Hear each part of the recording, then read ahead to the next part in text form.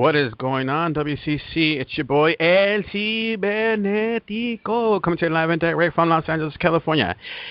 It was a very, very interesting night tonight. Money in the Bank, coming to you all the way from Philadelphia, Pennsylvania. Money in the Bank, Money in the Bank. Yes, it is, ladies and gentlemen. Can you smell the money in the air? Money, money, money, money, money.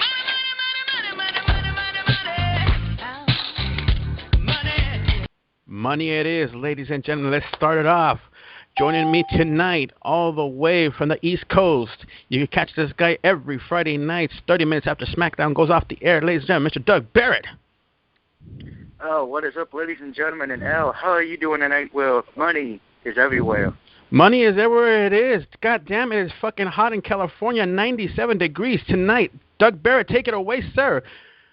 All right, well, we started Money in the Bank with, well, we should even get now, it's the pre-show. The Shield beat the Usos. Moving on to more important things. Yeah, that's how I feel about the pre-show, everybody. We started off with the SmackDown Money in the Bank ladder match, and this would be called the WWE Can Still Throw Us a Curveball Move of the Night with not Dean Ambrose, not Wade Baird, who were the two favorites, but what? Damian Sandow is the SmackDown Money in the Bank? Wait a minute. Can you repeat that one more time? Who? Yes, Damian, you're welcome, Sandow. God dang it. You're welcome.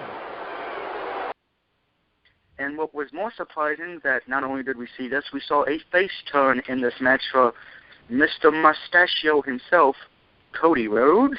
What? Big dummy.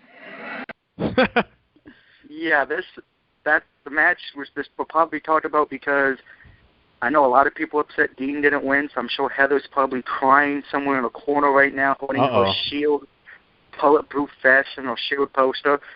Sorry, Heather, we have to make fun of you because you are the biggest Shield fan we know, excluding Shredder. But yeah, Dean Ambrose would win this match, which shocked everyone. All the fans in Philly were shocked. I'm sure you were shocked, Al. I was, and I was totally shocked. I'm not gonna lie. It seemed like Dean Ambrose was about to do something, but I guess they used him as a quote unquote spots. I don't know. Yeah. I would say though two things. Sandow was smart because if you go back and watch that match, he hid the whole time. He put a Jerry the King Lawler Royal Rumble thing and just hid. Yeah. It was smart for him, and I think we saw, if you don't believe in him now, you do now after seeing what Cody Rhodes did in that match. He was the star of the match. Let's bring in everybody in real quick. All the way. She is the current Queen of Extreme of the WCC Brawl. For more information, go to facebook.com/group/Wrestling Commentary Center, and you'll find out what the whole brawl is all about. Ladies and gentlemen, Iana, a.k.a. Kara. Kara, what did you like about Money in the Bank? Hey, what's up, everybody? Yeah. Okay, first off, I would just like to say, I don't know how many other people would say that, but this was a fucking phenomenal match, which I find very shocking because this is one of the matches I wasn't looking forward to. Why not? And if I may ask? I don't know. When you don't hype it enough, you don't have much to look forward to. And I don't know, something in me just like, they're not concerned much with it. So, I mean, I wasn't thinking too much of it. Right. But, I mean, it was a shocker, but, because WWE doesn't have a lot of good, phenomenal matches anymore, at least in my opinion. All right. We all have our opinions. Exactly. But, honestly, I was one of the people that I predicted Dean Ambrose, and yes, I am a huge Shield fan, but I'm one of those Shield fans that are not complaining. Right. Because as far as everything's concerned, the tag team champions are still a Shield, and it's not a huge loss because Dean Ambrose is still United States champion, so I don't see why everyone's bitching and complaining about. Mm-hmm. And honestly, I'm happy that Sandow did win because, and you can shoot me down for this, I am a Sandow fan. You are welcome. Oh, wow. But, I don't know. I think every competitor, this was one hell of a match. Yes, it was. I'll agree with This was not an All-Star match, and it was better than the All-Star match, but it was fucking phenomenal. I loved this match. I can't say anything bad. Everyone did great. So, and another thing I want to bring up real quick is one of the most interesting points I saw in there was when you had the Real Americans, you had Jack Swagger lift Antonio Cesaro. He was standing on his knees. They almost had that briefcase. That's what you call teamwork. Yes. The Real Americans. Now, I guess that's what they're going to be calling themselves now. But on the flip side of that, Cody Rhodes did something amazing and drop kicked him. Right. I ain't going to lie. I was rolling with Dean Ambrose on this one. I was very shocked the fact that Sandow ended up putting the win on this one. Let's bring in some more people up in here. We also got the current WCC television champion over on Raw, ladies and gentlemen, Mr. T.M. Hicks, a.k.a. Joe. What's going on, bro? Did you like Money in the Bank? How you guys doing? All right. Wait a What minute. can I say about tonight's Money in the Bank? Exactly. Tonight's Money in the Bank was It's Bret Hart's long-lost brother, the Cowboy? Yeah. There it is. So break it out. Tonight's Money in the Bank, was very, very good. Even if they didn't hype it up, they hyped the RVD to turn better. But tonight's was amazing. The pre-show was better than all the other pre-shows so far. The Shield retaining it, which was an awesome match to begin with. Right. Then we got the the ladder match, the Money in the Bank ladder match. And I'm not gonna lie to you guys. I had Mr. Mustache winning this. I had Cody Rhodes winning this one only because it's his time. But well, the one thing I want to talk about, you guys missed it, was when the Real Americans had Dean Ambrose, and Dean Ambrose pulled himself up over the ladder and was standing on the ladder when they were holding it. That was the coolest thing I've ever seen. And when the Shield came out and started helping, and the Usos came out, and all the things were broke out, and then Ambrose was climbing the ladder, and Cody Rhodes pushed him off, and bodies fell. It was just incredible. But Sandow, being how he is, snuck one over on Cody Rhodes, took him off, and won the back. But I want to talk about, we saw something that we never see anymore.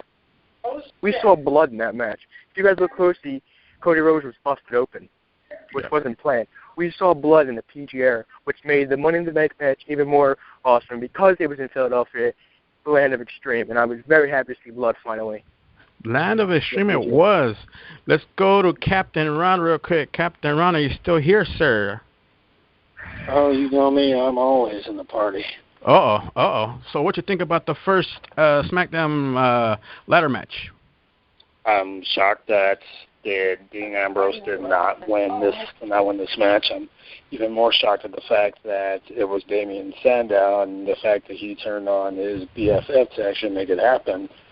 But I think the biggest thing was that a match that we all kind of figured would have been like Pro Shield and at least, kind of a little warm-up for the big All-Star Challenge. Right. I'd say this match turned out a lot better than anybody expected. I actually liked the fact of basically getting those young guys over on SmackDown a legitimate shot. Great to sit here and see, Damien Sandow finally getting a push, considering we've been having him thrown in our faces for God knows how long. Right. But other than that, the match was pretty damn good. Not bad at all. Moving right along real quick. Curtis Axel did defeat The Miz for the IC title. AJ Lee did beat Caitlyn for the win, and then no disqualification, I believe, or was it a double count out? I don't remember. No, Caitlyn tapped out to the submission hold. Did she? Oh, okay, my bad. Yeah, I didn't really tapped out again. Okay, I didn't pay really attention. I didn't really pay attention to that one real quick. Ryback did defeat Chris Jericho. I can't believe that one. Del Rio defeated... that was terrible. That was a terrible one. Del Rio did defeat Dolph Ziggler via DQ, while AJ hitting Del Rio with the Divas Championship on the head. Ziggler had that match. Won. Hey, Philadelphia let everybody know that, AJ screwed Ziggler on that one. I'll admit that one. Oh, yeah? You heard the chants, too? And of course, John Cena, I kind of had a feeling maybe Henry had a push, maybe he didn't. No, I called this one, too. I said Cena would beat him, and the match was Cena terrible. did beat Henry. 1, 2, 3. Simple as that. You know what? Hold on. Before we get to the main event, let's go down the list of these matches. Let's pick at it. Let's go with Del Rio and Ziggler real quick. So that match. that match was, you know, it was a really good match. I enjoyed watching finally Ziggler and Theory have a match. You know, it was, you know, full of hits left and right here and full of surprises. But the surprise was AJ coming out here, and she ran out, and I thought, you know, she was going to screw Del Rio like they were going to do a tag team. But I heard Ziggler saying he got this, and watching Del Rio get down. And then finally, you know, watching, and he went for the zigzag. He jumped up. He was in midair when AJ hit him with the title, and I was like, she screwed him out of this heavyweight championship. Doug Barry, that's gonna be fun to watch tomorrow. Doug Barry, your thoughts on Del Rio and Ziggler? You know what? This match was great. It's something that they gave us everything. We saw a little bit of brawling. We saw a little bit of high flying. We saw some wrestling, which I'm sure half the fans who were watching were probably like, "What's wrestling?" Yes, I'm talking about you, IWC fans. Right. But I think the ending makes you ask us one question. And I think, El, you know where I'm going with this because you play the guy's theme song a lot on Overload. What is Big E going to do? Exactly. Okay. Go ahead. I'm pretty great.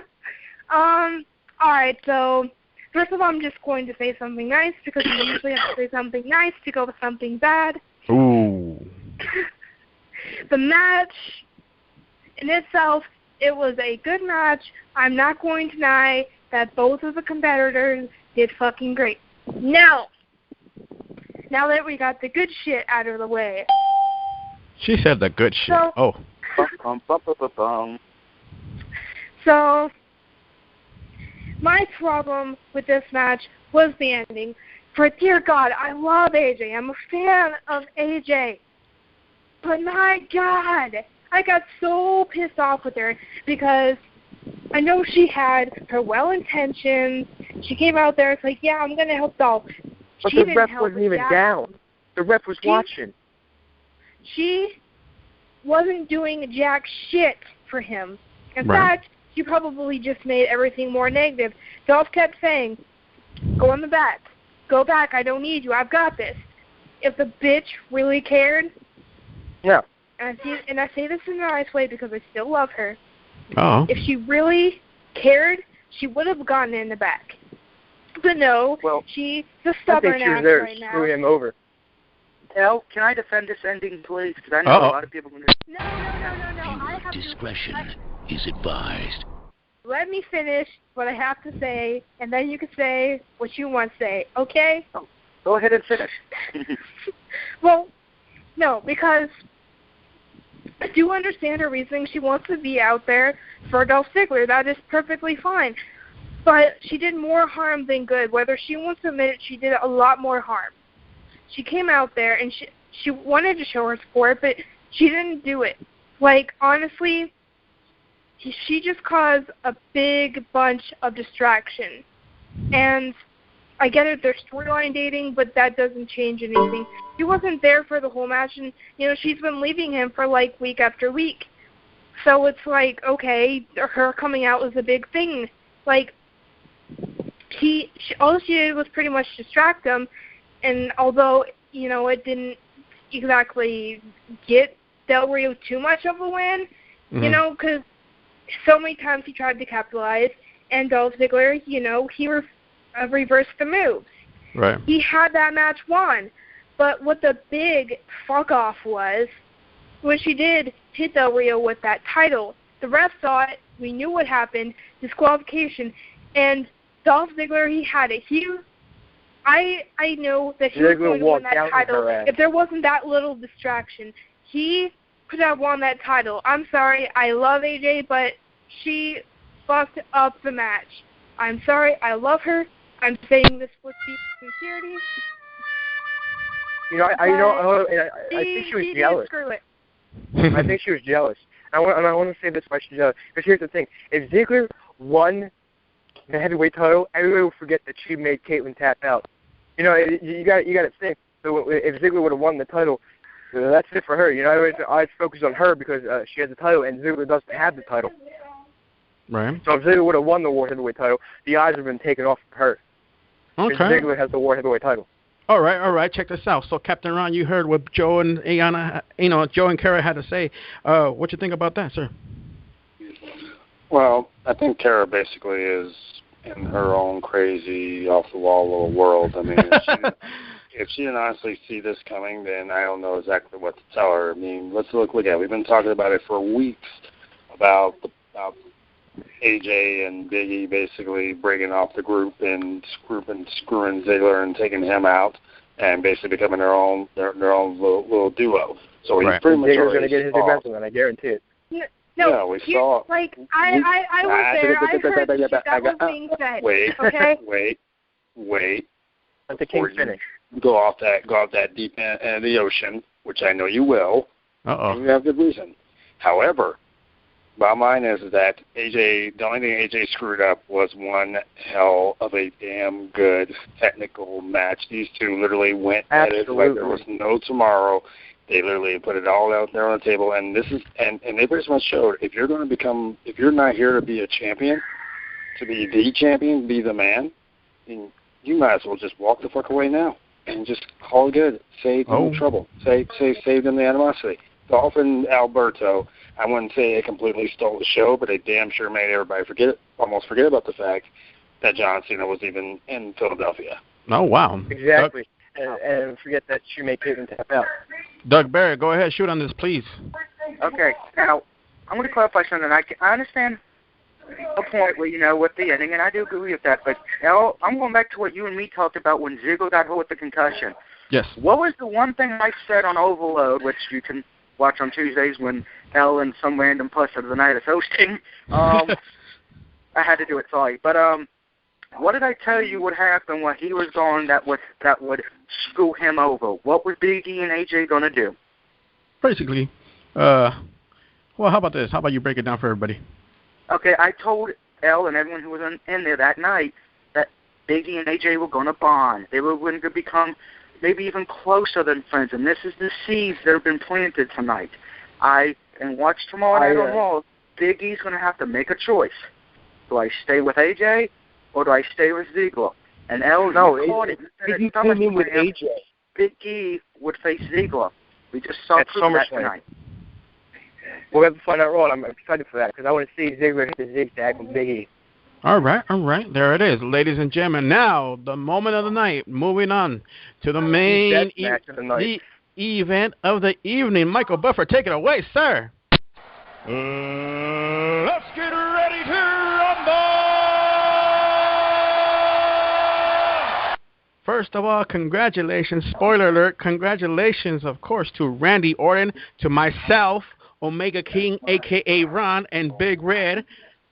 We all said on Friday night show, we said, hey, Randy Orton's going to take this. A lot of people said no. What you guys think about? You're welcome. You know what? I got to say something. I got to say something that nobody else knows in this whole thing. Before I became a wrestler, my dad was a wrestler, and my dad wrestled Randy Orton at a little show doing it, and Orton became a friend of the family. It's fun, and I watched that. And there were some exciting moments, with Bryan about to grab the briefcase and CM Punk coming out of nowhere. And then finally, Punk's going for the briefcase. Heyman comes out and helps him, and Heyman hits Punk with the ladder repeatedly. And you see RVD, people in the house where we were watching it was like, here we go. RVD's going in hometown. Orton smacks the RKO on him off the ladder, and he climbs up slowly like he knows what's going to happen. He looks around, and he takes that briefcase down, and he holds it up with pride. I'm excited to see who he's going to cash it in on. Captain Ron, go ahead, sir. I hear voices in my head, too. You know what they're saying? Randy Orton, Mr. Money in the Bank. God damn. Never, ever, ever, ever try to take one from this guy. This guy literally has probably had the worst few weeks of anybody. Yeah, the worst last year. He got the divorce and everything. But did you guys see what he did to his knee, though, when he fell off the ladder? Did you see how he landed? Right. I was watching that. I had to rewind that because, they all fell, and his leg went out of him. And he got up, and he continued to fight. I mean, he was fighting. I mean, he ran, and he got hit with the ladder and everything. And it's like, this guy has heart, and that's why I love Orton, and I love watching him wrestle. And I love, I said on Friday, I said, it's going to come down to Brian or RVD. But, right. Watching that, watching that, and Orton, nonstop, and I'm thinking Orton, and I'm like, Orton's definitely going to have to win this because he has the heart and the dedication to win this, and he's had a hell of a last year, I'll tell you one. Okay, there were 4 things that happened during this match that pretty much stick out for me. Right. First one, obviously, was Rob Van Dam's really bad 5-star frog splash. It's almost like he almost fell off the ladder. He can't hit that off that because he'll get hurt if he actually him and Christian are going to get hurt. Right. And, I'll give him that much. I mean, that one right there was like unreal. The second thing was obviously Curtis Axel taking out Daniel Bryan. I don't understand it. I mean, knock him off the ladder, take him down, take him out. That was awesome. I enjoyed that. I mean, I hate him in general, but that was pretty cool. Nobody saw that one right up insane. Third thing, obviously, the finale of the double cross involving Punk and Heyman. Yeah, most of us were wrong in picking CM Punk to try to make it interesting for him and Lesnar at SummerSlam, but now it gets even more interesting because I'm pretty sure Curtis Axel's probably going to have a bullseye on his ass where CM Punk's foot's going to meet him tomorrow night. Right. I think it's going to be Bryan because Bryan screwed him. I think Bryan's going to be pretty much both of them. And you know what? And Punk's going to have a few words. Heyman better watch it. I'm excited for tomorrow's Raw because I want to see Heyman get kicked in the face and Curtis Axel get tapping out. That is some crazy ass stuff, guys. Real quick, let me bring something up real quick about this match. Now, is it me or is it the fact that this guy seems to be a little cursed? I don't know.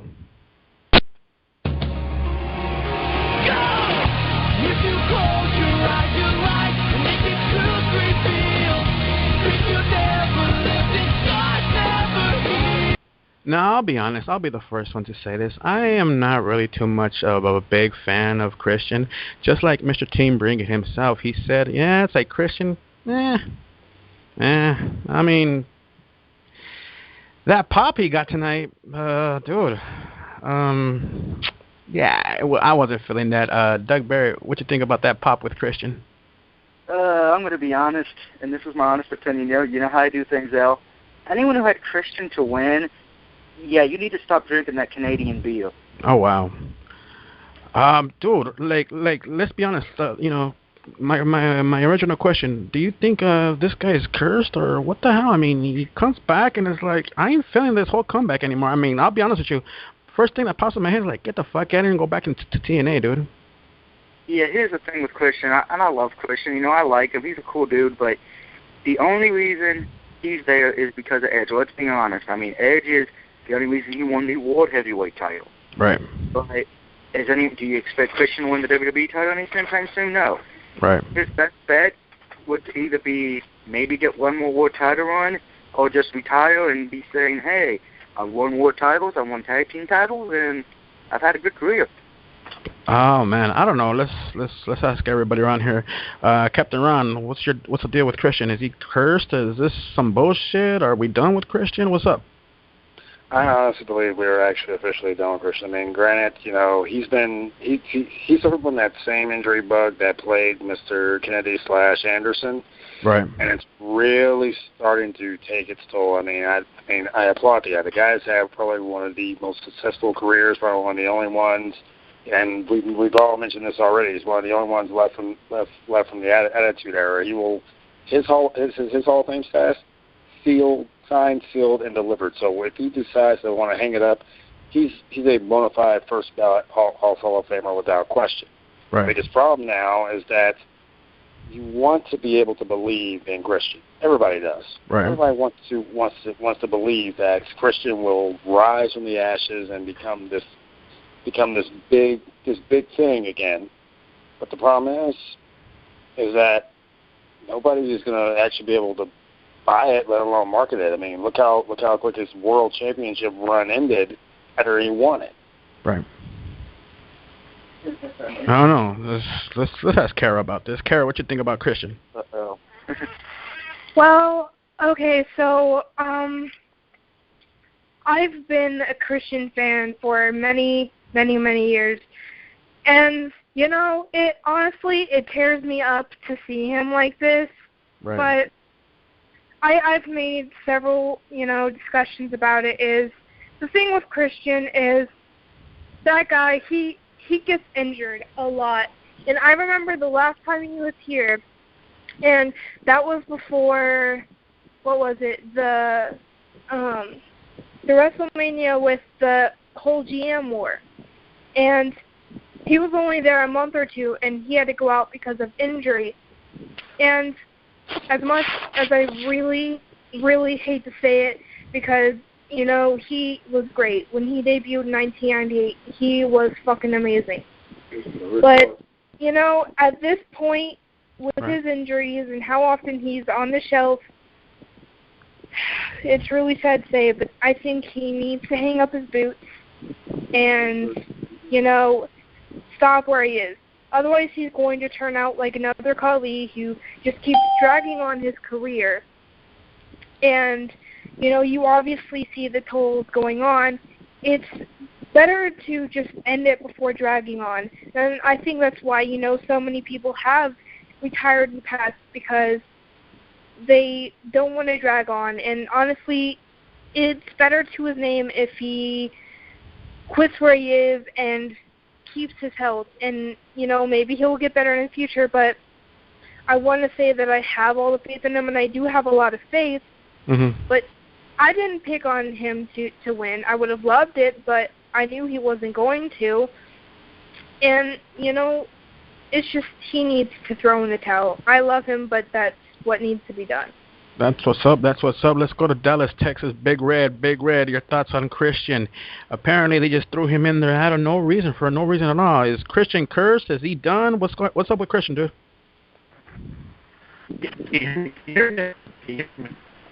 Sir, you sound like a robot. What's up? You hear me? I just sound like a robot. How does it feel now? Oh. See, Doug thought we were fucking with him like this. He was sounding like this a month ago. Welcome to Die, Magneto. Hey, Red, your phone's really messed up. Let's go to Joe real quick. Joe, what you think about Christian? Is he done? What's up? Oh, Christian is not done by far. He has so much stuff in his energy right now. It's just, you know, a little downfall here and there. Christian's going to come back, and before the end of the summer, he will have gold, whether it's United States, Intercontinental. He may not have a major one anymore, but he's going to have a title around his waist again. He's just having a bad day, you know. But every superstar has their bad week. But here's the thing. All right, you know, if you see everything. You know, every superstar that wins gold has a bad drought. Right. It's a bad thing. But we'll look at everything. Money in the Bank winners, they go downhill, left and right, and they bounce back and they win the title. Right. We'll see Edge. When Edge won the title, he was having a bad week. He was losing to Kane every single week. Finally, he wins the ladder match and becomes the heavyweight champion and retires with the heavyweight champion. Christian's going to come back. He's going to start on a winning streak. Star fans are going to come around. He's going to fight somebody for the world, for a title, and he will win. He will have gold around his waist again. Trust me on this. He's only 30. There's one problem with that. There's one problem. I say it's going to be Dean Ambrose. He's going to beat Dean Ambrose for the title. We can't believe you because you're related to Cowboy Bret Hart, so anything you say is invalid right now. I'm related to Cowboy Bret. You know what? When he wins the title, I'm going to call and laugh at you guys' face. Especially you, Doug Barrett. I'll slap the shit out of you. Here we go. Let's go to downtown Milwaukee. Good old Fresh. Fresh is on the line. Fresh, sir, what you think about the whole pay-per-view entitled? Oh, Money in the Bank was it was decent. I like the pay-per-view. It was a lot of moments that I didn't see coming, but then, you know, that I did see. Like, I think what Cody Rhodes did tonight was great, and if they want to capitalize on it, you got to turn on face. And what better person to put them up against than Sandow, and, you know, let those two become breakout superstars over there on SmackDown. So, you know, I think that was cool. I never expected Cody to turn up like that either. Right. Cody was outstanding in his Money in the Bank match. All right. Let's go on to the main event real quick. Fresh, what you think about the main event? The Raw Money in the Bank? Yes, sir. That was I wanted RVD to win, but I had already thought Daniel Bryan was going to win. Right. Randy Orton winning was a surprise because dude is always in trouble. So it's like when you're always in trouble, nobody wants to reward you with anything. It's like, man, we're going to make you be a face as long as we can because this is what you don't want to do because you can't do what we ask you to do. So for him to get the briefcase, it's like, okay, we might have the ball rolling in the right direction. and then with being champion, it's like, okay, they're not going to put them against each other as faces, so I can see Randy Orton kicking Cena, turning heel, cashing in, doing it, never trust a snake type shit. So. Right. So what's the deal now? Is Randy Orton going to cash in on Cena, or are we going to wait till SummerSlam, or is he going to push it all the way for a whole year? What's up? I mean, it depends on how they write the story. Like, if you want to turn Randy Orton heel, I mean, anywhere you go, he's going to end up turning heel. So, like, if he cashes in on Cena, or if they go through with the plan for Daniel Bryan to win the world title, and then he cashes in on Daniel Bryan, he's still going to look like a heel, regardless of who he does it to. So, it's going to be interesting to see how they play his character now that he's got the briefcase. That's what's up. Because no matter what he do, he's going to look like a heel. Doug Barrett, what you think? Doug Barrett, what you think about Fresh Said? Is Randy Orton going to cash in right now, or are we going to wait another year, or what's up? Mm-hmm. Okay, as we know, I love doing bold predictions. I mean, we should just get a freaking theme song that goes da da da da da da da. Bold prediction. My bold prediction is this: at TLC, Randy Orton will cash in and win the WWE title. Damn, that far? Yeah, I think he's going to wait there because as much as I hate Cena, unless he's in a Hell in a Cell or a cage match before then, yeah, we're going to have to wait a while, people. Oh, wow. Captain and Shandow? This one's going to shock you. I have Shandow winning in at SummerSlam. Oh, wow. That is very bold. Captain Ron, what you think about what the guys are saying? I'm sorry, Jessica. Why do I always gotta correct you, champ? Here's this for a bold prediction. Damien Sandow will go into the history books as being the second man in WWE history to cash in the briefcase and lose. Oh, wow. And as far as the WWE one goes, I'm thinking it won't happen at TLC. I'm thinking it will happen a little sooner than that. Oh, wow. I think, in fact, I believe Big Show kind of chimed in on this in their little imitation UFC roundtable tonight. That if Randy Orton was smart, Randy Orton will cash this thing in tomorrow night because he ain't going to be 100%. Now, remember what Randy Orton said. If he wins that case, he was going to cash it in as soon as possible. So it could be tomorrow, or I'd say latest Survivor Series. Damn. Okay. All right. Kara, what you think? What you think about the guys are saying on this? Is he gonna cash? Honestly, first off, I just want to ask, like, really, what's the point of having two separate matches? I know it's for each brand, but really, there's no brand separation. Right. And if you're just going to have them have them to where you can cash in on any of them, what's the point of having two matches when you can just have one big ladder match? Right. I think I can answer that question. It was better when it was on, like, when they had it at WrestleMania, when they had it as that one match rather than its own pay-per-view. Like, it's better as one big match rather than two separate ones because in reality, they can cash in for either title. What's the point? Right. All right. I can answer that question. Go ahead, Doug. Here's the thing, and I know, and a lot of people have asked this, why do they have two? Whatever. Here's the thing, the world title, as much as people don't want to admit it, the world title pretty much is the workhorse / B-rank title to see if they can actually be WWE champion down the line. That's why guys like Daniel Bryan have had it. That's why you haven't seen him get a WWE title or win the WWE title yet. Or now, in some other cases, I mean, let's remember, CM Punk started out as World Champion. He didn't get the cash in on WWE Champion because he wasn't, at least to them, not ready yet. Whoever wins that blue briefcase, it's pretty much WWE saying, we have faith in you, but we want to see what you can do with the briefcase, and when you win the belt, see what the fans think. It'd be very hard to say, let's say, like Sandow, if he won and he cashed in on WWE on Cena. Mm-hmm. How many people would actually believe, and excluding the ones who like Sandow, would believe that Sandow would be a credible WWE champion? Mm-hmm. Not many.